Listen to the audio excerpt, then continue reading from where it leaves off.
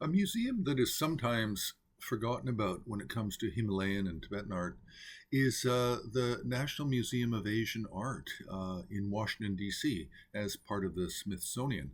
This, of course, is well known by its former names of the Freer and Sackler museums, but it's now changed. It's the National Museum of Asian Art, Smithsonian. So, in terms of sculpture and painting, I think the strength is really in sculpture, but there are four paintings that are really quite interesting. One of them is not really a painting, it's a textile, but it's of Tsongkhapa, and it has a four-line verse underneath that's actually embroidered on the brocade mount at the bottom, and it's a four-line, a common four-line verse for Tsongkhapa, but the textile is actually an applique, so it's a layered cloth sewn together, and very attractive piece, very nice, and very sort of emblematic of its time, which is really the late 19th, early 20th century, when these types of appliques were extremely popular, especially in the central regions of Tibet, in the Lhasa area. Now, the second painting is of a very unique style. I think really it should be dated also to the early 20th century. And it's green Tara with the 21 Taras surrounding, and it's according to the tradition of Atisha. What's really nice about it is the condition is good, but it's really very much a study in painting style and brush stroke and composition and pigments.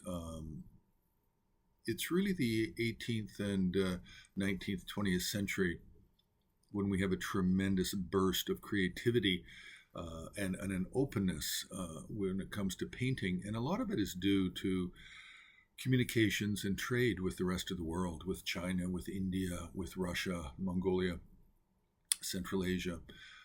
And so there's a lot of change that happens and a lot of freedom that the artists have when it comes to painting in Tibet and the Himalayan regions, also Bhutan, Ladakh, Western Nepal, all of these regions, even and Mongolia has a tremendous amount of variation in drawing and painting style as well.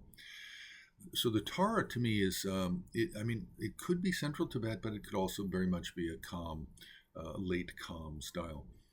Now, the next painting is a Chakrasambhara, and this appears to be from a set, and it is done in a style that we find around the Chamdo area of eastern Tibet.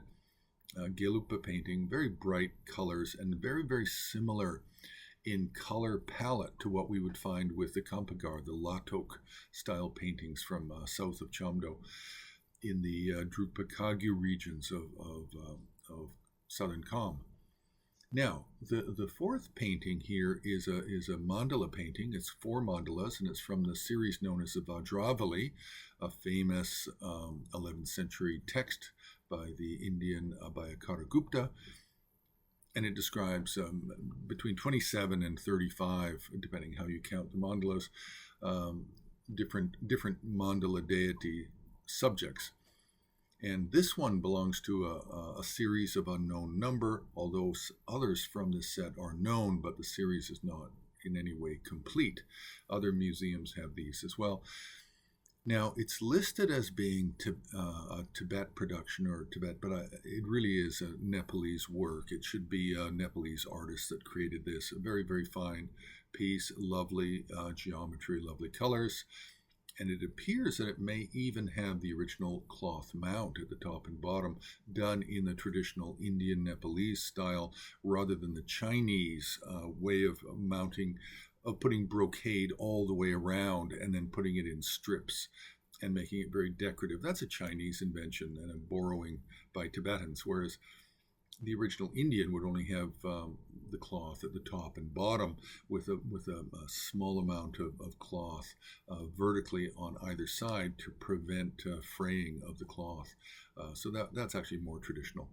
So these are the four sort of curators' pick for really the best paintings and a textile from the National Museum of Asian Art in Washington, D.C.